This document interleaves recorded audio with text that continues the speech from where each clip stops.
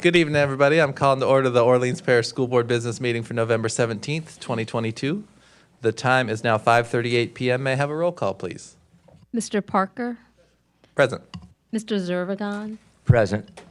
Mr. Ashley, Present. Dr. Batiste, Present. Ms. Bodwin, Ms. Eames, Mr. Marshall, Present. also present Dr. Avis Williams, Superintendent, Ashley Halpern, Board Counsel. You have a quorum. Thank you so much. Interpretation services are available during today's meeting, and so with that, I yield to interpreters. Thank you, President Parker. Good evening, board members. Good evening, Dr. Williams, Superintendent. Good evening, everyone. My name is Viet Quynh Pham. I will be providing interpretation for this meeting in Vietnamese. Xin chào toàn thể quý vị. Tôi tên là Viet Quynh. Tôi là thông dịch viên. Tôi sẽ thông dịch cho quý vị trong buổi họp này. Nếu quý vị cần, xin cho tôi biết. Xin chân thành cảm ơn. Good evening, board members. Good evening, members of the community. My name is Tanya Vignot, and I'll be interpreting for Spanish today. Buenas tardes, mi nombre es Tania Vignoy, seré su intérprete de español de hoy. Por favor, déjame saber si necesita un aparato. Muchas gracias. Wonderful. We're now moving on to item 1.2, so I ask everybody to please rise and join us in stating the pledge.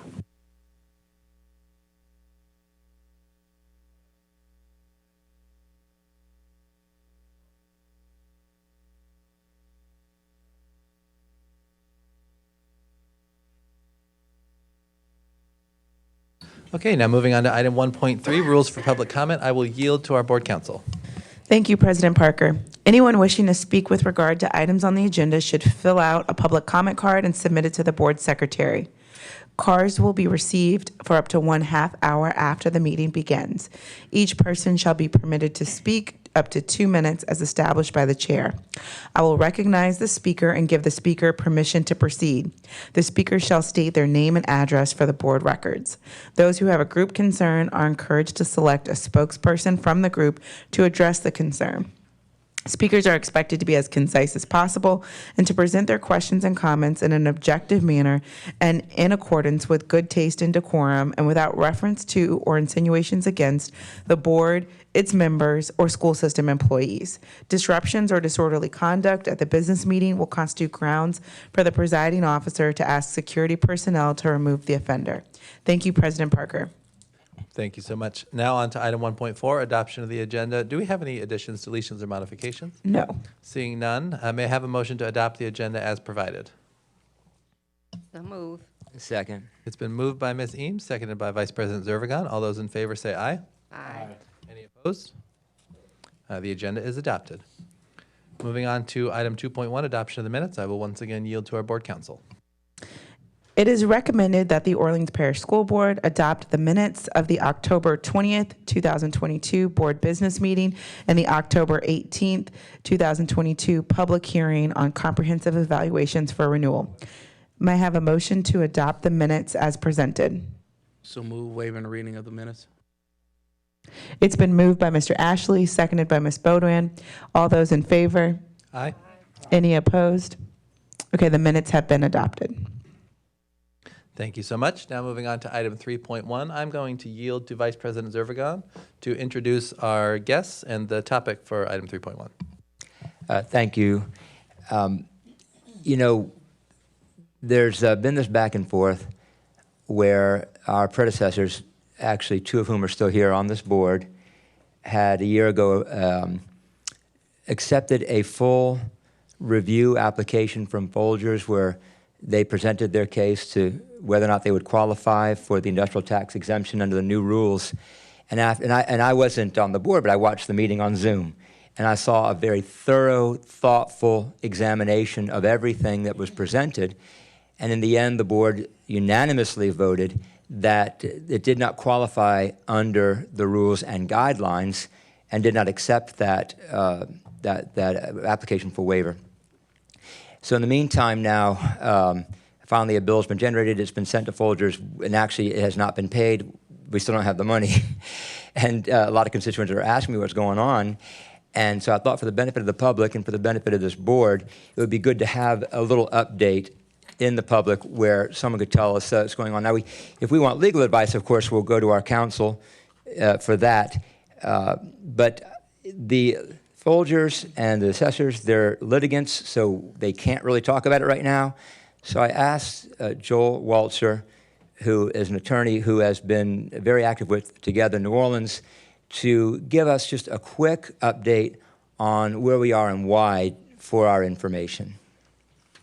Hello, board members. My name is Joel Waltzer, 3201 General de Gaulle. Suite 200 is my my place of work. I'm an attorney, and for some time now, I've been involved with the industrial tax exemption process and reforms to that process with Together Louisiana and Together New Orleans.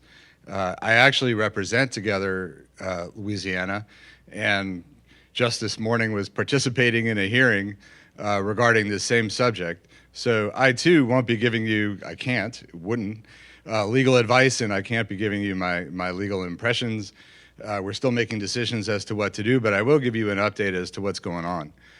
Essentially, the rules were changed and reformed by John Bell Edwards, the governor, and starting in 2016, he for the first time allowed local participation of the affected governing bodies, including yourself, in consideration of what is in the best interest of the state of Louisiana in the issuance of industrial tax exemptions. He had two executive orders that were then transferred into rules, and both he and the Board of Commerce and Industry have involved to varying degrees the local governments that are affected since that time. There was Folger Coffee Company has been in New Orleans for a while and has received quite a bit of incentives, and submitted 6 applications, after 2018 when the 2018 rules were in place, right? And those required local consent of both the school board and the sheriff, and as well as the city council. Folgers was unable to gain the consent of your 3 bodies, and this came around in the 2020s in the height of COVID pandemic, and when and we're always strapped for funds, but particularly then, the burden on of this tax abatement, which was to the tune of many millions of dollars, was felt maybe perhaps to be too much. So your body considered the application and then rejected the application, as did the school board. As did the city council and the sheriff. You would think that no is no, but no is not always no, and at least to some. And a little bit later on down the road, we have Assessor Errol Williams. Basically, as soon as the Louisiana Department of Economic Development, which oversees the Board of Commerce and Industry, as soon as they put on their system that these applications were rejected by the local governments and hence denied, the assessor decided, the assessor did his job and issued supplemental assessments. 6 supplemental assessments are worth approximately $5 million to be divided, I believe, by, to date, they're worth $5 million. They're going to be worth more over time. But they were divided, of course, the millages are divided amongst the various tax recipients. Folgers has since filed a lawsuit to prevent the process is that and I don't know, I'm not going to get into the weeds, but the process is basically the assessor supplements an assessment and gives it to the taxpayer, and then sends the rolls to the Louisiana Tax Commission, right? And then the Louisiana Tax Commission approves it. It's a ministerial thing. Is it in the right form, et cetera? And then it sends it back to the city for collection. Folgers filed some legal action to intervene in that process and interrupted that process, filing a suit against the Louisiana Tax Commission, essentially stating that, hey, we still have this right of appeal, right? So, that played out over a period of time since May. That's been playing out. And me, on behalf of Together Louisiana, became involved along with the assessor who is really fought ferociously, I think, for the benefit of the city, the citizens of New Orleans, to be able to put the tax rolls in a state where there would be enforceable and collectible, right? And so Folgers has basically gone to the court and asked for some additional time. They want to make an appeal back to the Board of Commerce and Industry, challenging your earlier decision, I believe, to not approve, and they want to make whatever arguments they're going to make. And the judge is granting them granted them a limited amount of time to get that done. He has enjoined the Louisiana Tax Commission from issuing this supplemental roll. And, we're going to stay involved. I know the assessor is going to stay involved. And, there's now a status conference set for April or March, in which time the judge is going to review where we are. Has Folgers actually gone and taken this appeal as they said they would, and what's the result? So in a nutshell, that's kind of where we are. On behalf of the citizens who are members of Together Louisiana, we thank y'all for your participation. These are important things, and I think, more importantly, the reforms that were enacted in 2016 turn what was a free-for-all into at least a jobs program where local government has some say over the allocation of resources that would otherwise go to it. And I applaud the school board for having previously taken the position it took. Y'all don't deny all ITEP applications, but, in appropriate cases, I guess you would. And encourage you to stay where you are, and we'll stay tuned. We're working hard as Together Louisiana to protect the school children and the police protection and all the public services that these funds provide, as well as the taxpayers who ultimately are asked to bear the increased amount of taxes that otherwise Folgers would have paid. Do y'all have any questions for me?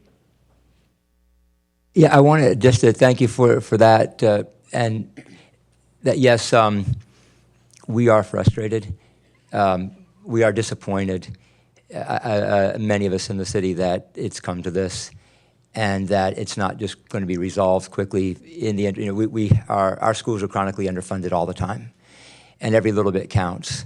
And there's a sense of fairness about the common good and contributing as a citizen. And we love Folgers and smelling the coffee when we go over the high rise, and that they're here, but we need them. I would ask them to be responsible and to just do the right thing and finish this off and get the tax bill paid. That would be my only comment. I'll kick it back to the president. Thank you so much, Vice President Zervigon. Mr. Ashley? Yeah, I just want to ask a few questions. They had more than one application, is that right? Yes, there were 6 applications that were originally filed that govern the years or cover the years 2018 to 2020. And, I distinctly remember, for us, the challenge was that they weren't really meeting the bar for the things they said they would do in community. And I think that, particularly around like hiring, locals and making sure that those numbers stay the same. Like there was a slew of things that were looked at, and they didn't hit the bar there. I'm curious. Do we know have they? Is there any movement in that regard? I honestly have no idea. Yeah. I can't tell you that because they're still relitigating what was denied in 2020. Totally understand. And then the last thing, who's the judge on that? Judge Omar Mason. Judge Mason? Mason, yes. Yeah. Thank you. Yeah. All right. Thank you. I didn't mean to be disrespectful. Yeah. Ms. Marshall? The understanding is that they do have the right to appeal to back to the organization that oversees all of this, right? As you have been tracking this, have they been granting any of those appeals? I'm sure there's other companies. So let me other unpack parishes. what you said a little while ago. Both the governor and the BCI have the governor has stated unequivocally that, without local approval, he's not going to be approving these things. And constitutionally, he needs to, right? That's his role. So there isn't again, I don't want to get into the weeds as to whether they are or not entitled to an appeal. They're going to take an appeal. And the BCI has previously, I have been present when the BCI has considered appeals. And typically, what they're looking for are conflicts between the standards applied by you, and the standards applied by them to the extent they overlap, job creation and things like that. Your concern for your budget and for revenue and for the plight of your children is totally your own, and that's not in conflict. Right. I'm just wondering how this is actually playing out across the state when this comes. Do you see any of the favoritism and stuff that, I that think people that- suspected? At the time, there was a lot going on at the time, and a lot of people said, well, they'll just go back to the BCI and they'll grant it. And I'm asking you, are you seeing the I impact? don't- You're seeing this playing out the way it should so far? I haven't seen them grant one yet. Okay, good. But Good. that's not to say they won't. Well, And I that's think, I think that body is more inclined to be granting industrial tax exemptions to industry because most of them are from industry. But I can't really answer that. Okay. I don't want to speculate as to what. Well, I was just asking if you personally had seen some I have seen, evidence. Okay, yes. and so far it's been the way it should be, that they've been so far. Okay, I got you. I got the answer I was looking for. Thank you. Board members, any other questions? Sure. Vice President Zervigon? Yeah, just again, Mr. Walter, thank you for coming on such short notice. I know you got places to go, so I thank you for being here. And on a personal note, Joe Walter's father and my father are two of the several original founders of Louisiana ACLU together. So it's gratifying. We're still trying to do the good work, and I'm so glad that you were here today. So thank you. And I'm a New Orleans public school graduate. Correct. You and your sister both. Which Yes. which school? Ben Franklin. And his All sister right, love to hear McMain. that. And his sister McMain. Okay. Yeah. District 3, all Yeah, right, it and was District 6. cool. Love to hear it.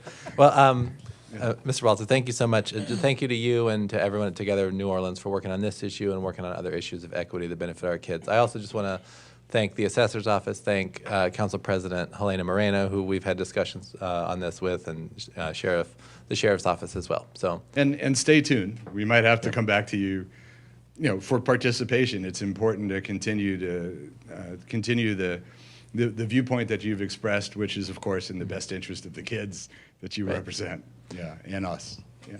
yeah, these funds go to pay teachers, they go to fix buildings, they go to purchase supplies, provide activities. So we really appreciate your work on it. Thank you. Bye, y'all. All right.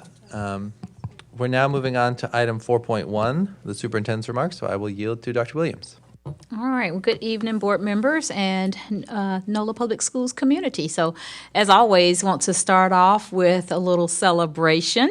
I think we have a video recognizing one of our amazing team members.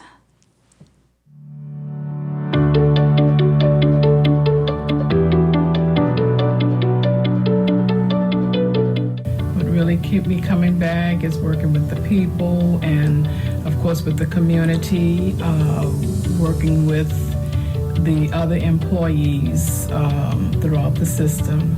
I have to make sure that vendors are paid on time, and also employees are paid also, because I'm responsible for the payroll for the department. Aliska Bowden, 35 years of service, and I'm NOLA proud.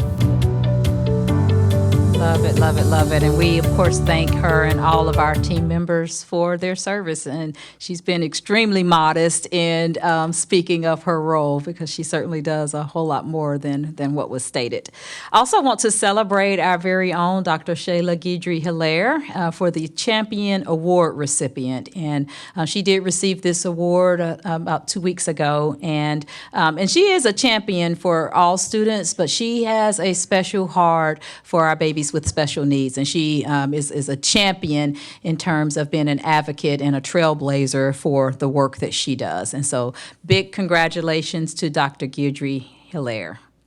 And then I want to just recognize just a couple of the special things that are happening this month. First of all, it's National Parent and Family Engagement Month. And so we always welcome our families to our schools and to be partners with us in educating their babies. But certainly when we have a special month, there are a lot of activities to that end. So I've enjoyed seeing amazing activities happening throughout our district. It's also National Homeless Youth Awareness Month. And, it is unfortunate that we do have a number of families who are homeless, and, which of course means that we've got some of our scholars who are also homeless. And this time of year is extremely challenging as the weather starts to turn cold as the holidays approach. And so we will continue to work with our community partners to support homelessness and to bring awareness to the homelessness within our community. It's also Diabetes Awareness Month, and I think you all know, as an advocate for exercise and health and fitness, certainly it's a great time to check our diets. I do realize that a week from today, a lot of us may eat 10 times more than what we typically eat.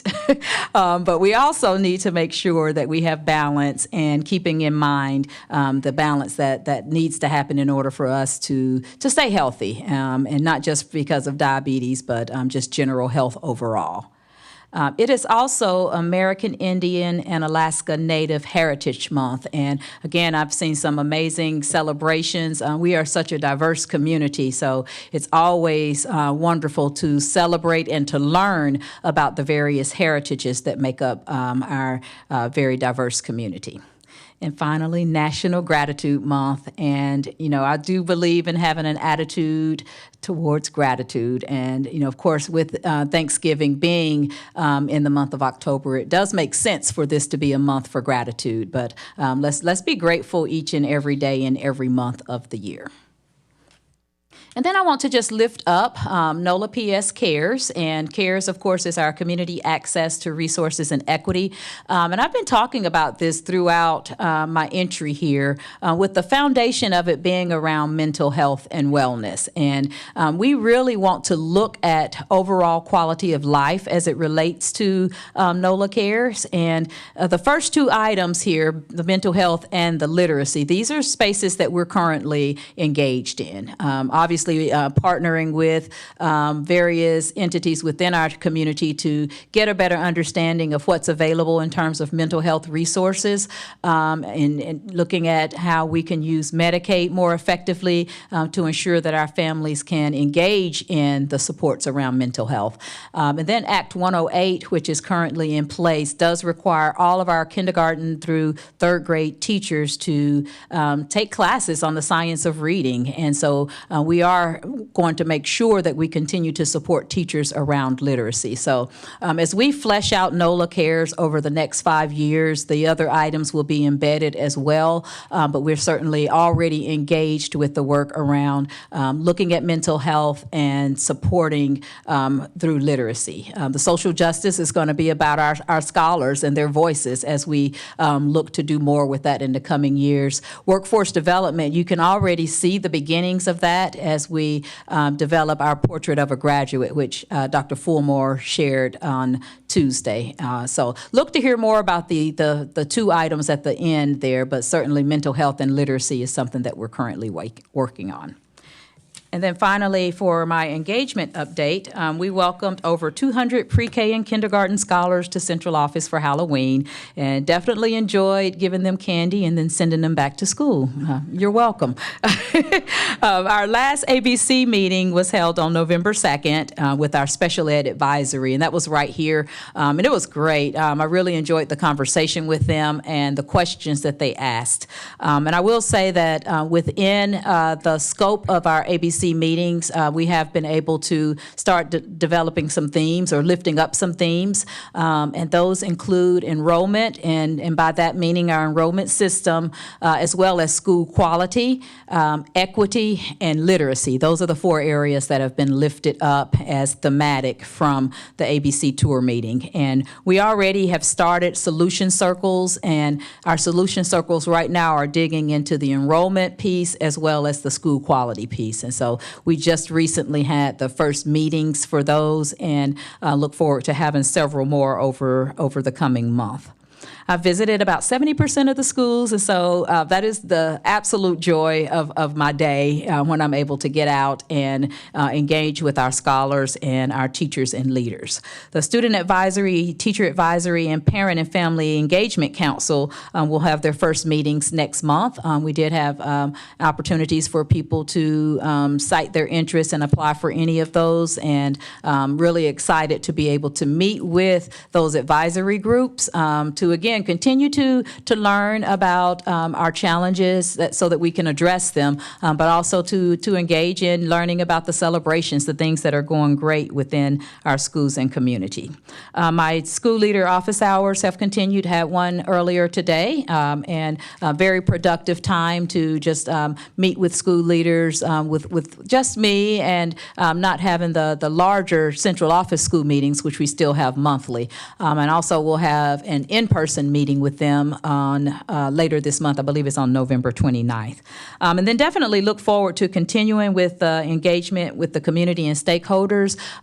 Started this virtually with a little show called Talk Soup, and it's a weekly or nearly weekly, just depending on holidays and so forth, where it'll be on our YouTube channel as well as our Instagram, and just an opportunity to share who we are, what we're doing, and also to find out if there are any questions that the community may have, or any myths that we can dispel, or clarity that we can provide for what's happening with NOLA PS. So that's my engagement update and just some talking points. I also have a district report for our SPS scores, but I want to pause here to see if there are any questions about what I've shared thus far. Can I just make an addition? Given that it is National Homeless Youth Awareness Month, tonight is Covenant House's Sleep Out, and they do a lot of work with our students that are experiencing homeless. So just wanted to give them an extra plug, and if you want to support the organization, this is a good time to do it. So Absolutely. Thanks for bringing that to everyone's attention, Superintendent. Thank you. All right, we will move to the 2022 school performance scores. And yesterday, the State Department of Ed did release SPS scores publicly. And I did have a press conference yesterday. And it was a really high-level look at our test scores. So I wanted to take some time today to go a little bit deeper and a little bit more in depth on our data. So next slide, please. First of all, just looking at our overall district performance, and this is in line with peer districts. We did maintain a C, a letter grade of C, and you'll notice that we're comparing this to 2019. Because 2019 was the last year that we had significant data. The 2021 data, which we were able to use to some extent, but it was simulated. And of course, there was no SPS score at all for 2020. And so this is a slide that does compare us to the state, as well as to the other large districts and neighboring parishes. And you can see that we did change by 1.2 points, which is a smaller decrease than we saw in some districts, in some parishes. Certainly we are looking at this as a baseline and knowing that we will continue to know we have a lot of work to do as we move forward. But there are some bright spots. We do have 9 schools that had an A or B letter grade. Next slide, please. An A or B letter grade, and they are listed for you here. And so, always excited to celebrate the excellence within our school district and to be able to lift up when performance meets that level. We had 8 schools that improved by more than 1 point. And, when you consider the number of learning disruptions that we had between now and the 2019 data, so, beyond the pandemic, but also Hurricane Ida, and so learning disruptions and the trauma that goes along with that. And I do think that it's worth mentioning when schools are able to continue with some growth and some increases despite those challenges. And so those are listed here as the schools that did improve by at least a point or more. Also, our overall district performance across the parish, this is the letter grade distribution, and it did change slightly, and this is where we know we have work to do.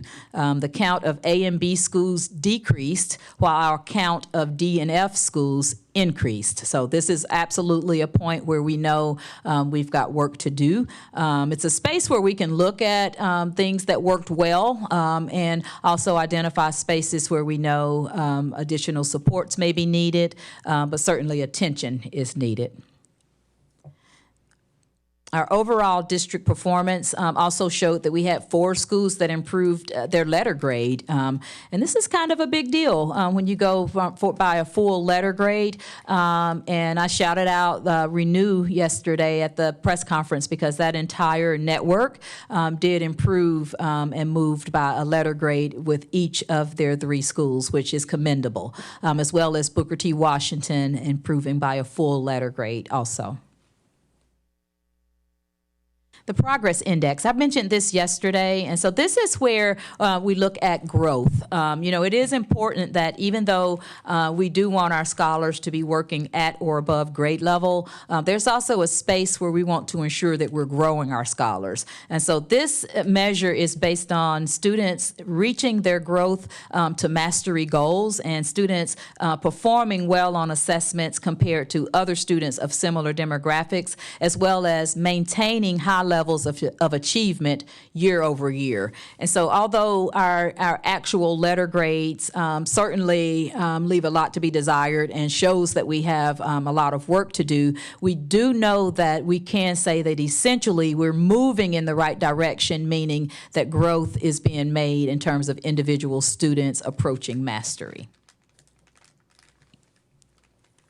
Our top gains honorees, and we did have several schools to be recognized for the outstanding impact that they had on student growth, and this is particularly around helping historically disadvantaged students excel. And so when we think about our high poverty rates, that certainly comes to mind for all of our schools that are listed here. And you can see the 7 schools here that are going to be recognized as top gain honorees.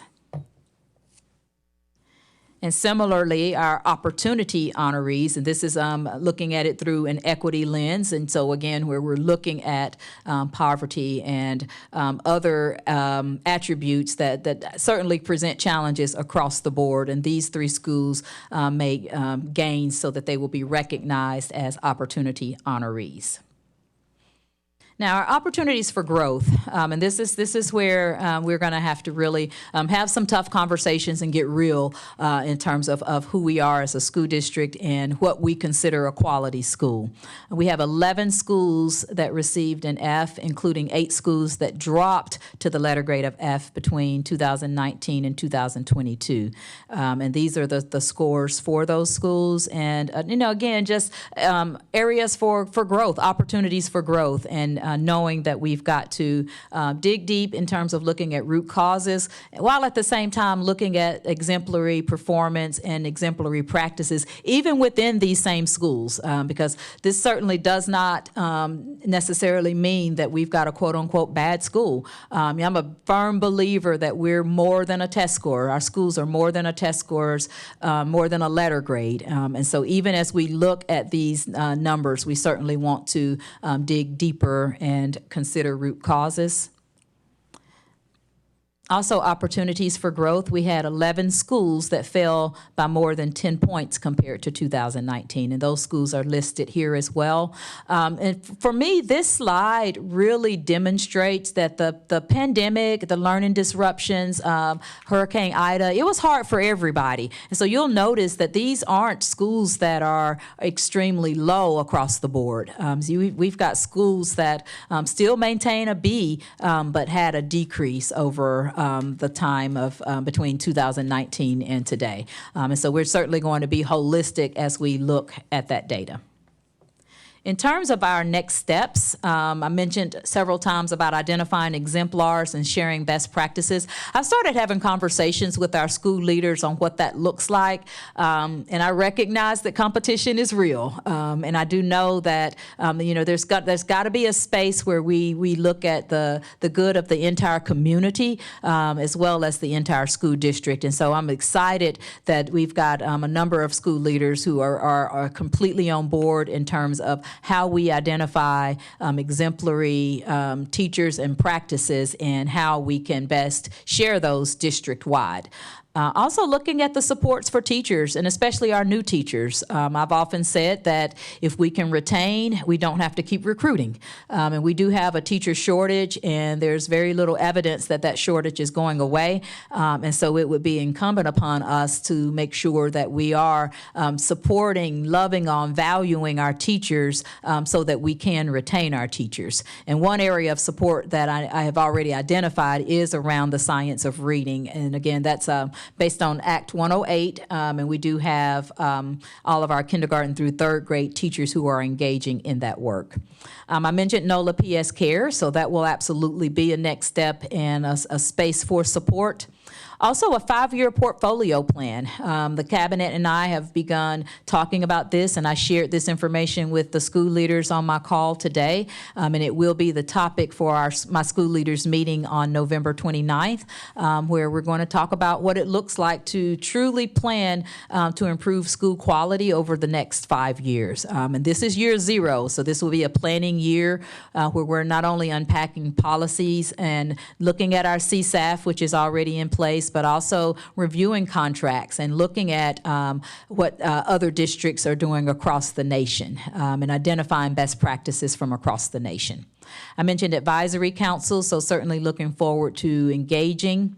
And then continuing to analyze this SPS data to include demographic breakdowns. What you're seeing tonight is still based on a fairly high-level overview compared to what truly interrogating the data and disaggregating the data looks like. And then I do look forward to the continued community and school engagement. This is just a website for more information. It's the Louisiana State Department of Ed. And then the final slide it breaks down our framework for the SPS scores and just shows what the breakdown is for elementary as well as secondary schools in terms of how SPS is determined. And with that, I will take any questions. Thank you so much, Dr. Williams. Before I turn over to board members, I just want to take a moment, one, to thank you for the detail in this report, highlighting both the positives and the areas for growth. There's, we're not hiding from anything, so thank you for putting that data out there. And I also just wanted to take a moment to commend all of our teachers and school staff for the tremendous work that they did last year, both coming back to in-person instruction, especially for our lower elementary school students whose kids had never been in school and had only seen school via computer screen. There was a lot of strain put on teachers and school staff last year, and so I just want to commend them for their efforts. And so with that, I will turn it over. Board members, do you have any comments or questions for our superintendent? Mr. Ashley. Yeah, I just, it's not lost on me that, in particular, the schools that reside in both Ms. Eames and my district, particularly Renew, their growth is a good sign. It's a really good sign, and we do not do enough. I think we don't do enough of acknowledgement of good happening in the East for our districts, and so to be able to see that growth in, I'm gonna name it, in a deplorable building of Schaumburg, in a great building, DTA. I just want to be clear about that. I feel bad about that. Schaumburg's not my district, by the way. Although I do want to acknowledge that, that is a problem we need to figure out. And so I just want to acknowledge Ms. Bryan and Tanya, her team, Mr. McCoy, Mr. McMorris. I mean, John, Troy, there's so many of them over there doing work that their names will never be called, but they are really doing an excellent job. And I just want to, for the sake of the East and who we represent, they're doing a good job of getting that together. So thank you. Definitely agree. Mr. Ashley? Mr. Ashley, you stole one of my shout outs. So I will also add, not the East, but Upper Ninth Ward Carver as a Top Gains honoree. I want to shout them out as well. And just to reiterate everything you said, Mr. McCoy and the Schaumburg team presented at a board meeting several months ago. Ms. Eames and I had the delight to go visit Schaumburg and see the love that the staff has for each other, a staff that has been retained for many years in a row, by the way. And the morning entry routine, you can just feel the love at that school. Councilman Oliver Thomas was there as well. We heard the Schaumburg Creed. We talked to students about the instruction, and it's clear that there are wonderful things happening all across the Renew Network. Just to highlight them, as you mentioned. I talk enough about District 3 schools, so I won't highlight them right now. But I appreciate you also highlighting Carver, my high school. But so this report illuminated a few things for me. We know that virtual instruction disproportionately impacted students who are victims of poverty negatively. And so obviously many of our schools have a high percentage of students who are living in poverty. So to some extent, these scores are not a surprise, but I am very pleased to see all of the growth that we have seen. And these scores also reiterate to me that the accountability system that we have at the state level is not sufficient and is not designed for school communities like our own. And so I am excited for the work that you and your team are doing to develop an accountability system that better fits the students and the families of Orleans Parish. I was very pleased to see the progress, and that 79% of our schools have a progress index of an A or a B. We talk a lot about growth. That is the hardest work. I see numerous school staff members out in the audience right now who are doing that work every day. And so that is not lost on me or any of these board members. I think that is all I have. Board members, I think that concludes our comments and questions for you, Dr. Williams. Anything else? No, that's it. And I want to reiterate what you said and give a shout out to our teachers because we cannot do this work without you. And it's incumbent upon all of us to make sure that we're giving you the support and the resources and the celebrations that you deserve. So thank you to our teachers. I mean, it's hard enough to teach a 5-year-old to read. Now imagine doing it on a screen that's this big for 2 years. So thank you. All right, we're now moving on to our consent agenda, and so I will turn it over to our board counsel. Thank you. Excuse me. Moving to consent agenda items 5.1 through 5.41, it is recommended that the Orleans Parish School Board move to approve consent agenda items 5.1 through 5.41 as presented in Globo. May I have a motion to approve the consent agenda? So moved. It's been moved by Mr. Ashley, seconded by Mr. Beaudoin. There's no public comment. Any board comment? Okay, there's been a motion and a second. All those in favor? Aye. Opposed?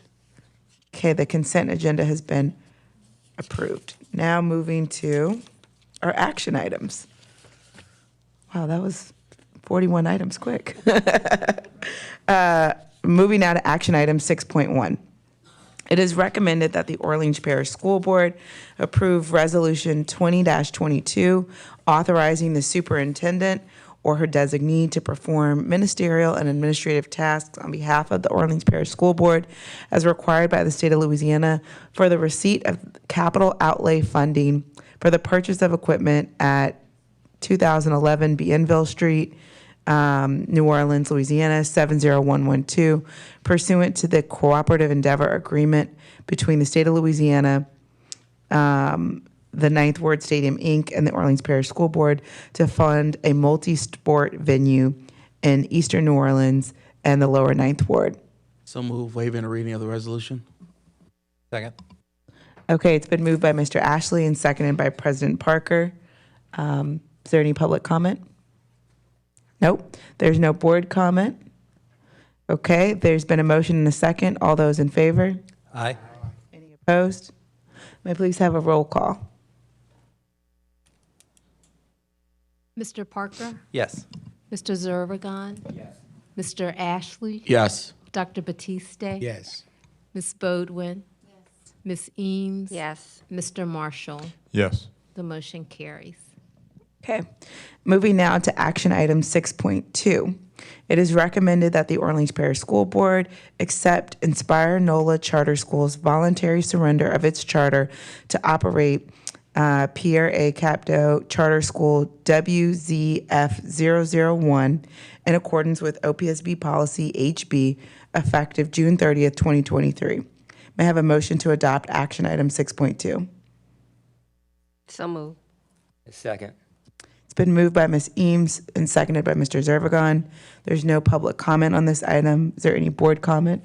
President Parker? Yes, I just wanted to commend Inspire NOLA for taking this step. You know, we are in the process of district optimization right now, and by unifying these two schools, 42 and Capto, it will allow those students additional resources, additional programming, and it is a difficult move, but it is a right thing to do. And I just want to commend Inspire NOLA and their board for making this choice. Ms. Bodwin? In reading the resolution, Inspire had requested that the students from Capto be given guaranteed placement. I'm sorry. Anyway, that they would get, all of the students be given guaranteed placement at the new school. Is that going to happen? Do we know? So they're already placed, so it doesn't have to be a hardship or anything of that nature. They'll automatically be enrolled Okay. unless they choose otherwise. Okay, great. And then they also had asked to transfer some assets and equipment from 42 to the new building. Just want to highlight that. Okay, thank you. And yes, I reiterate what President Parker said. Thank you for this leadership. Mr. Marshall? I just wanted to ask, they will stay in that building? They're just merging two schools in that building, the Avery building? Is that correct? Yeah, they should remain in the Alexander building. Okay. Yeah. All right, thank you. Okay. There's been a motion and a second. All those in favor?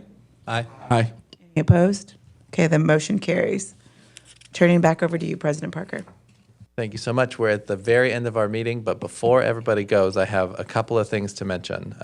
One, a little bird has told me that it's Kevin Barnes' birthday. Yesterday was his birthday. Happy birthday.